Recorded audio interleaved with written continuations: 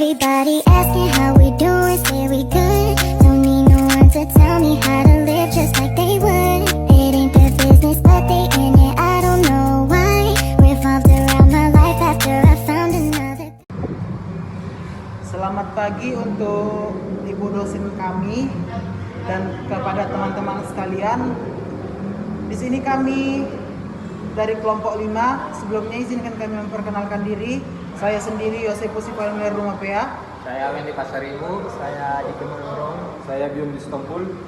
Baiklah, di sini kami akan membuat tugas video kami, tugas rekayasa ide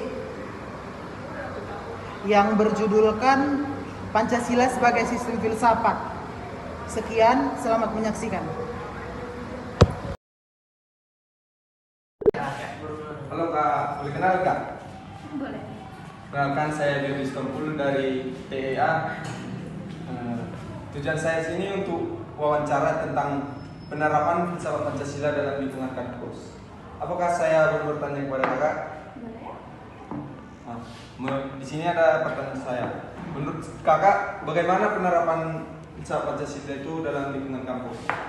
Menurut pengalaman saya, bagaimana penerapan Pancasila dalam lingkungan kampus? Yang pertama yaitu ada sila yang pertama yaitu ketuhanan yang Maha Esa. Di dalam lingkungan kampus banyak keberagaman suku, ras, budaya, agama. Maka dari itu kita harus menumbuhkan sikap saling toleransi kita. Yang kedua itu bebas beragama, menghargai jam-jam ibadah di tiap-tiap agama saat di kampus. Kita lanjut atau paling sering itu di sila kelima, keadilan sosial bagi seluruh rakyat Indonesia. Dalam penerapan sila kelima ini di lingkungan kampus harus memastikan bahwa semua mahasiswa memiliki akses yang sama terhadap fasilitas pendidikan dan peluang akademis bagi siswa-siswa tersebut. Oke Kak, terima kasih atas responnya Kak. Permisi Kak, boleh minta waktunya sebentar? Boleh banget. Kenalkan, nama saya Wendy Pasaribu, ingin menanyakan mengapa Pancasila tetap relevan dalam kehidupan masyarakat modern? Pancasila tetap relevan karena nilai-nilai dasarnya bersifat universal dan abadi, seperti keadilan kemanusiaan dan persatuan. Meski konteks sosial dan ekonomi berubah, nilai-nilai ini tetap menjadi pedoman yang dapat diterapkan dalam menghadapi dinamika dan perkembangan zaman. Oke Kak, makasih atas jawabannya. Selamat siang Kak, perkenalkan nama saya Diki Murung dari kelas TEA Stambul 23. Ngomong nama Kak siapa? Namaku Lasma Lidinadia Dari kelas? dari kelas P3A. Oh ya Kak, boleh minta waktu sebentar untuk saya ini ada pertanyaan mengenai Pancasila. Boleh dulu Kak? Pertanyaannya itu apa tantangan yang dihadapi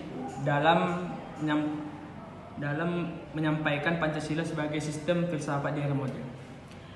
Baik, menurut saya tantangan yang pasti akan kita hadapi dalam mengamalkan Pancasila di era modern itu bisa mencakup globalisasi, individualisme, radikalisme, serta polarisasi politik dan sosial.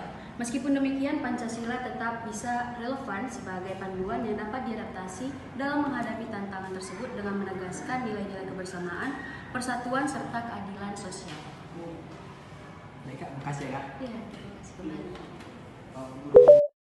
Mohon maaf sebentar ya. Yosep Rumah PA, nama kakak siapa? Perkenalkan, nama aku Putri Syomrin. Di sini Kak, saya mau nanya terkait tugas kami. Jadi menurut pendapat kakak aja lah ya. Pertanyaan saya itu, menurut pribadi kakak, apa sih itu sistem filsafat? Jadi baik banget, jadi aku menjawab ya, tapi aku jawab satu aja. Jadi menurut sistem filsafat itu, menurut saya itu adalah suatu kerangka berpikir yang menyeluruh, yang berusaha memahami dan menjelaskan berbagai aspek kehidupan, kenyataan dan juga eksistensi. Di mana dalam filsafat, sistem ini merupakan cara yang teratur dan koheren untuk memandang dunia dan memahami fenomena-fenomena yang berbeda. Setiap sistem filsafat biasanya terdiri dari pemandangan tertentu tentang berbagai cabang filsafat. Itu yang saya tahu ada yang metafisika, di mana ini merupakan cabang yang berhubungan dengan pertanyaan-pertanyaan tentang keberadaan atau ontologi, realitas, dan sifat dasar dari segala sesuatu. Cabang yang kedua itu ada epistemologi, di mana bagian ini fokus pada teori pengetahuan. Yang ketiga ada etika, di mana etika ini adalah studi tentang moralitas yang mencakup perbedaan antara benar dan salah, baik dan buruk.